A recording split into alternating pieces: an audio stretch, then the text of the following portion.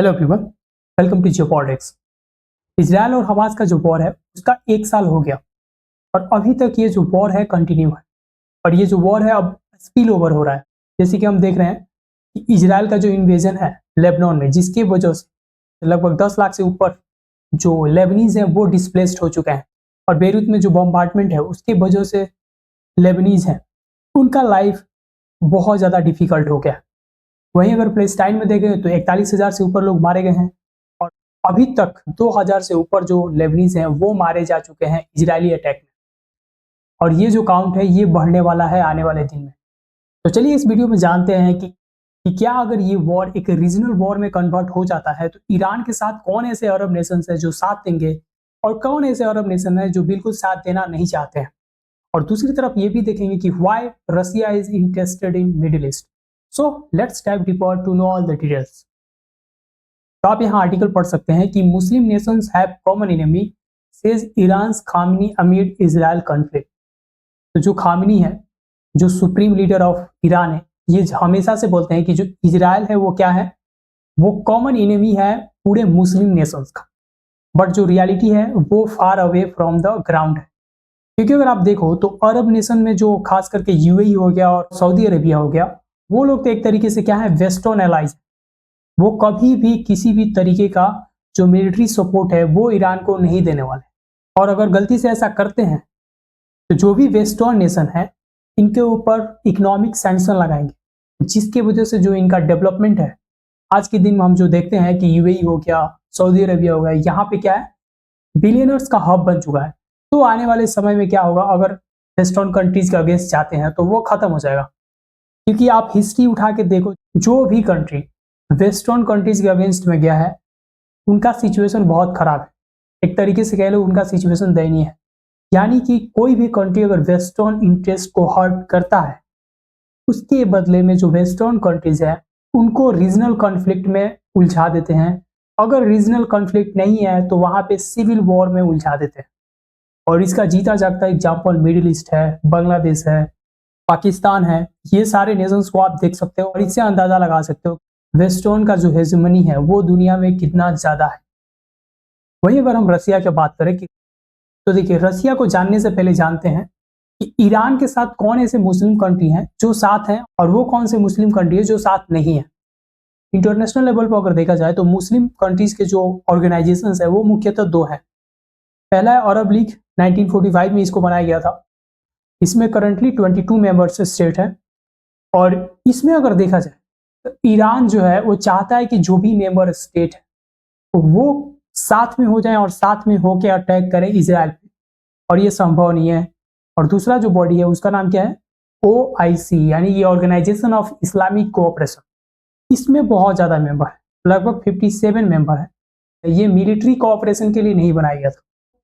तो ये दोनों जो बॉडीज हैं इनके मेंबर कभी वॉर में नहीं आ सकते, क्योंकि ये नाटो मेंबर लाइक तो सिचुएशन है नहीं कि मिलिट्री कोऑपरेशन है, सबने साइन किया कि एक पे अटैक हो तो दूसरा अटैक करने आ जाएगा।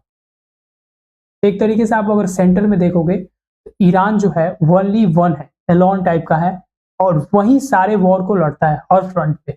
चाहे वो हिजबुल्लाह के फ्रंट पे हो, चाहे हमास के फ्रंट पे हो, चाहे हुतीज के फ्रंट पे हो, चाहे जो इराक में रेबल ग्रुप है उसके फ्रंट से हो, ईरान ही लड़ता है। ईरान का ही जो रिसोर्स है वही खत्म होता है। तो अगर ये जो वॉर है अगर रीजनल वॉर में कन्वर्ट होता है, देखो रीजनल वॉर इसलिए बोला जा रहा है क्योंकि अमेरिका का फुल सपोर्ट है कि इजराइल जो है, जो भी इस पे 200 मिसाइल्स अटैक हो उसके बदले में ईरान का जो ऑयल फैसिलिटीज है, ऑयल इंफ्रास्ट्रक्चर, उस पर हमला कर सकता है, उस पर अटैक कर सकता है। और वहीं ट्रंप का देखो तो ट्रंप का कहना यह है कि जो भी न्यूक्लियर इंफ्रास्ट्रक्चर है उसी पे अटैक कर दो। तो कहने का तात्पर्य है कि इजराइल के पास बहुत ज्यादा कॉन्फिडेंस है, बट इजराइल भी बहुत ज्यादा कॉशियस है। वो नहीं चाहता कि डायरेक्ट वॉर हो जाए ईरान के साथ। तो अब चलिए जानते हैं कि हुआ है रसिया। रसिया का इंटरेस्ट क्या है मिडिल ईस्ट। तो सबसे बड़ा बात है कि इनका जो मिलिट्री कोऑपरेशन है उसी की वजह से जो रसिया है वो ईरान के साथ है। क्योंकि रसिया जब 2022 में यूक्रेन का इन्वेजन किया था तो इसको मिसाइल्स और ड्रोन का जो डिलीवरी है वो ईरान भर भर के किया था। और आपने नाम सुना होगा, ईरान का जो डेडली ड्रोन सब है शायद 136 हो गया, इसका जो रेंज है 2500 किलोमीटर है। वॉर हेड कितना है 30 केजी एक्सप्लोसिव चार्ज है, मतलब कि आप 30 केजी का जो बॉम्ब हो या जो भी आपका एक्सप्लोसिव आइटम है वो आप इस ड्रोन के सहारे टारगेटेड लोकेशन पे गिरा सकते हो। बट इसका एक एडवांस वर्जन है और इस वर्जन का नाम है मोहाजर। मोहाजर 6 जो है वो बहुत डेडली है क्योंकि इसका जो वीपन पेलोड है वो है 150 केजी, जिसकी वजह से ये मोर डेडली बन जाता है। तो कहने का तात्पर्य है कि आप 150 केजी तक का जो भी वीपन पेलोड है यहाँ पे अटैच कर सकते हो इस ड्रोन से, और उसका यूज आप आसानी से जो टारगेटेड लोकेशन है वहां पे हमला करने के लिए यूज कर सकते हो। और उसके बाद है इसका मिसाइल सिस्टम, जैसे कि फाथ 360 हो गया, फतेह 110 हो गया। तो ये जो मिसाइल सिस्टम है ये रसिया को डिलीवर किया था ईरान, और आज भी करता है ड्रोन और मिसाइल सिस्टम। और न्यूज में ये भी आया है कि जो ईरान है वो रशियन मिलिट्री के साथ मिलकर रसिया के सॉइल पे ही जो इस ड्रोन का प्रोडक्शन है वो शुरू करने वाला है। इसकी वजह से रसिया ना बाउंड है वो ईरान का समर्थन करे, बट रसिया यहाँ पे कॉशियस भी है। रसिया नहीं चाहता कि एक अनदर वॉर में भी उलझ जाए, क्योंकि एक जो वॉर है उसकी वजह से रसिया का जो पूरा सिचुएशन है वो डामाडोल होने लगा है। भले वो ऑफिशियली नहीं बताया but situation is not good.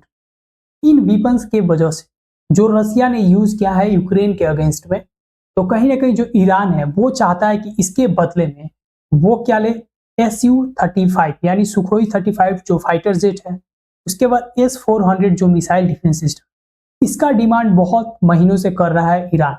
और ईरान का अगर आप एयर डिफेंस सिस्टम देखो तो बहुत कमजोर है। अगर आप कंपेयर करो इजराइल से, तो इजराइल के सामने इनका जो एयर डिफेंस सिस्टम है वो कुछ नहीं है।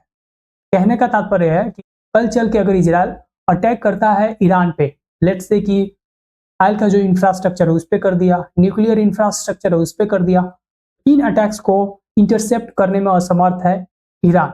और इसी के वजह से कहीं ना कहीं जो ईरान है वो रसिया का क्या करता है, मदद करता है। हालांकि रसिया ने प्रॉमिस किया है कि सुखोई 35, M28 अटैक हेलीकॉप्टर हो गया, याक 130 एयरक्राफ्ट हो गया, S-400 मिसाइल डिफेंस सिस्टम हो गया, ये बहुत जल्द इनको देने वाले हैं। बट देखना यह है कि ये कब तक डिस्पैच करेगा रसिया या नहीं करेगा। तो देखते हैं कि आने वाले समय में ये जो वॉर है इंड होता है या एस्केलेट होता है, क्योंकि हम चाहते हैं कि ये जो वॉर है बहुत जल्द इंड हो, और जो भी कंट्रीज है खास करके जो पुअर कंट्रीज है उन पे इसका इम्पैक्ट बहुत ज्यादा होता है। तो आई होप ये जो वीडियो आपको समझ में आया होगा। So this is it from my side, see you in the next video, thank you.